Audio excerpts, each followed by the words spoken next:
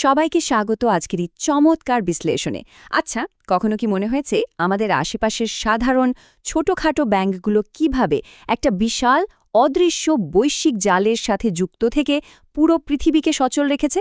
শুনলে হয়তো অবাক লাগতে পারে, কিন্তু সাধারণ মানুষের জমানো একেবারে ক্ষুদ্র সঞ্চয় থেকে শুরু করে বড় বড় আন্তর্জাতিক প্রজেক্ট সবকিছুই এই একটা জালের অংশ। চলুন আর দেরি না করে আজকের মূল আলোচনায় ঢুকে পড়া যাক এবং এই রোমাঞ্চকর ফিনান্সিয়াল আর্কিটেকচারের পেছনের গল্পটা একটু জেনে নেওয়া যাক। টাকা আসলে কিভাবে এক দেশ থেকে অন্য দেশে যায়? মানে সশরীরে কি বিমানে বা জাহাজে করে টাকার বস্তা পাঠানো হয়? একদমই না। আধুনিক পৃথিবীর বাস্তবতা আসলে সম্পূর্ণ আলাদা। চলুন সেই অদৃশ্য পাইপলাইন আর ভালভগুলোর দিকে একটু উকি দিয়ে দেখি। এগুলোই কিন্তু প্রতিনিয়ত নিশ্চিত করছে যেন পুঁজি বা ক্যাপিটাল শুধু কোনো নির্দিষ্ট সীমানার ভেতরেই আটকে না থাকে, বরং পৃথিবীর এক প্রান্ত থেকে অন্য প্রান্তে বাধাহীনভাবে ছড়িয়ে পড়ে। একটা দারুণ কথা আছে, ক্রেডিট বা ঋণ সৃষ্টির বিপজ্জনক কিন্তু অপরিহার্য ক্ষমতা।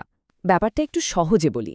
একদম ছোট পরিসরে চিন্তা করলে আমাদের আশেপাশের স্থানীয় ব্যাংকগুলো কিন্তু প্রতিদিনের অর্থনীতির ইঞ্জিন হিসেবে কাজ করে। এরা মানুষের অলস সঞ্চয়কে গতিশীল প্রবৃত্তিতে রূপান্তর করে। কিন্তু পৃথিবীর প্রতিটি গ্রামে বা প্রতিটি শহরে তো আর একটা আন্তর্জাতিক ব্যাংকের শাখা থাকা সম্ভব নয়। তাহলে এই স্থানীয় ছোট ব্যাংকগুলো কিভাবে সারা বিশ্বের অর্থনৈতিক স্পন্দনের সাথে নিজেদের কানেক্ট করে?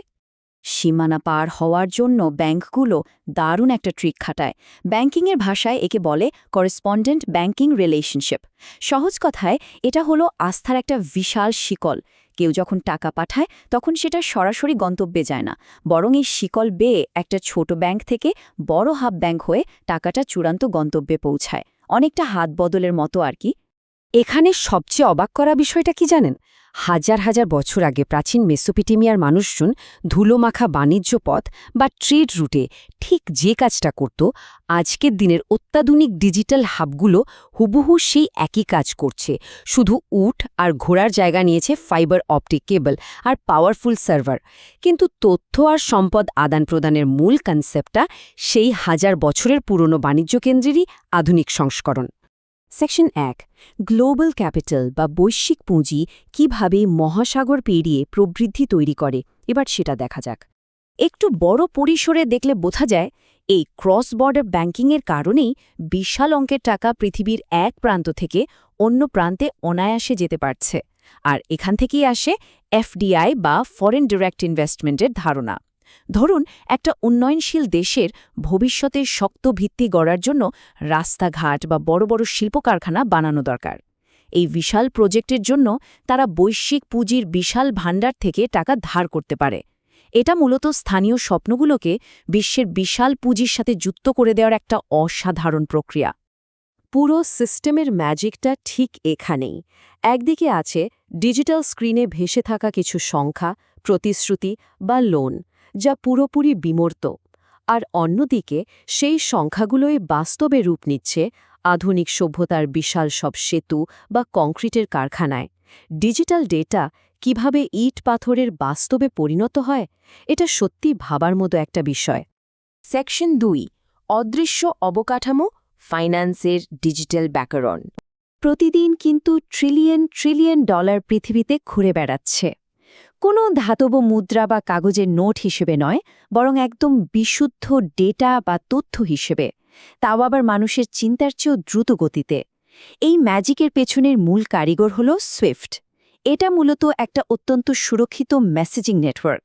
পৃথিবীতে তো হাজারো ব্যাংক, তাদের ভাষাও ভিন্ন। সুইফট এখানে একটা কমন ল্যাঙ্গুয়েজ বা ডিজিটাল ব্যাকরণ হিসেবে কাজ করে, যাতে টাকা পাঠানোর ইনস্ট্রাকশন সেন্ডার এবং রিসিভার উভয় ব্যাংকই ঠিকঠাক বুঝতে পারে। আচ্ছা, সুইফট তো শুধু সুরক্ষিত মেসেজটা পাঠালো, কিন্তু টাকার মালিকানা আসলে কিভাবে বদল হয়?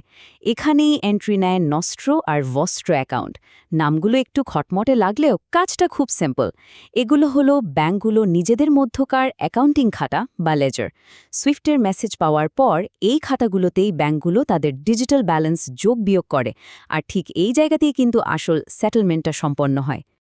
এই আর্কিটেকচারটাকে খুব সহজে আলাদা করে দেখলে কনসেপ্টটা একদম ক্লিয়ার হয়ে যাবে।